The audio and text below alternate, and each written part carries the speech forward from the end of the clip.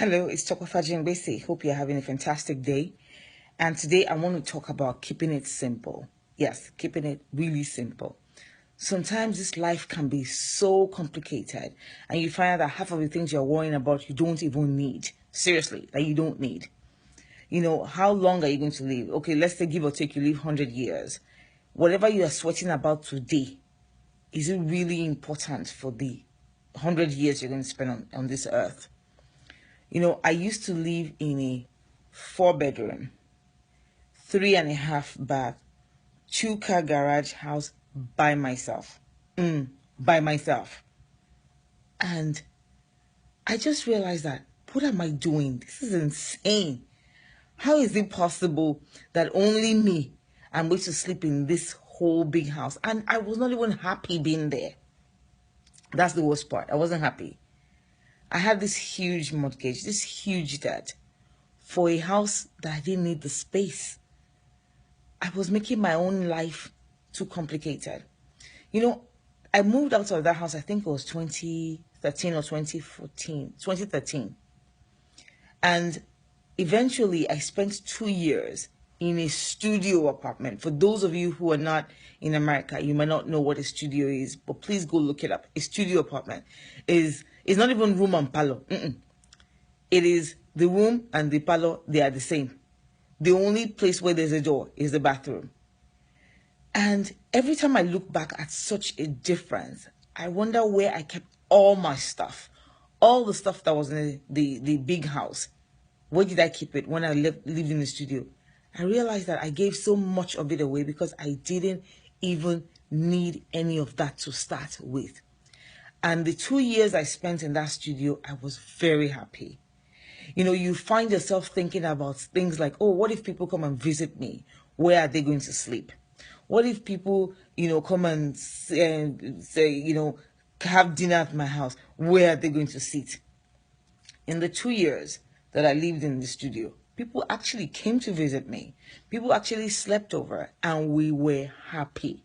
There was a time my older sister came and my younger sister came and they came with 4 kids. And we stayed in that house for 2 weeks and we were happy. We had the best vacation. I had another time when a friend came with 3 kids. We were happy. My brother came with his wife and 2 kids.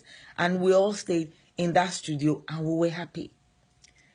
If we stayed in the 3-level, 4-bedroom, 3.5 bath house, we might not even have had time to see ourselves and have conversations with ourselves.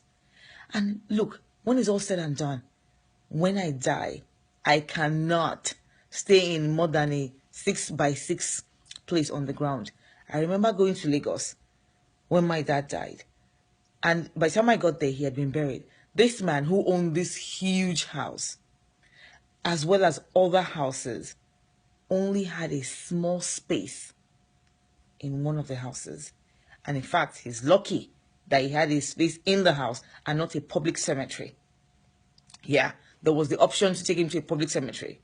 Eventually, he's in a 6x6 in the house in Lagos. Everything he had worked for, everything he had sweated for, everything he had bragged about, may God forgive him and may God forgive all of us. It's over. It's done. It's done.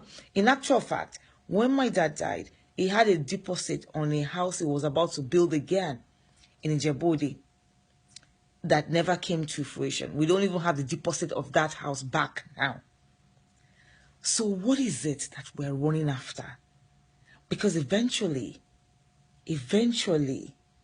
it's not going to benefit you. Whatever you spend your time running after right now, let it be something that will benefit you, especially in the house that you spend the most time in, which is the grave. You know, I read a story this morning about the 3rd Caliph of Islam, Uthman. That Uthman, he was standing by the graveside at some point during his life and he was just crying. And somebody said, why are you crying? You who is doing all these good things, why are you crying? He said, I'm standing looking at the grave because this is where a lot of people, whether you get it right or you get it wrong, this is where you will know. This is that holding point where if you didn't get it right, you're going to know that eternity is going to be bad. So, think about it and prepare for it. that big 25-room mansion, that big even 6-room mansion that you think you have in Texas, in California, in Maryland, in Lagos, in Lekki, wherever, it's not going to serve you. What is going to serve you are the simple things you do, the lives that you sow into, the charity that you give, the service that you do to your God, to your soul, to humanity. That is what we need to focus time on. And if you look at the people that they are the happiest, you know, one of the people that I really envy a lot is my uncle, Professor. But I must say, I get to his house, very simple. I look at his clothes, very simple. I look at his diet, very simple. Why are we making our lives complicated? Why are we allowing the TV, the adverts, and everything to ruin our day and to ruin our investment? Stop allowing this consumer culture that has consumed the world to consume you. May God bless you, and may God make you make it simple.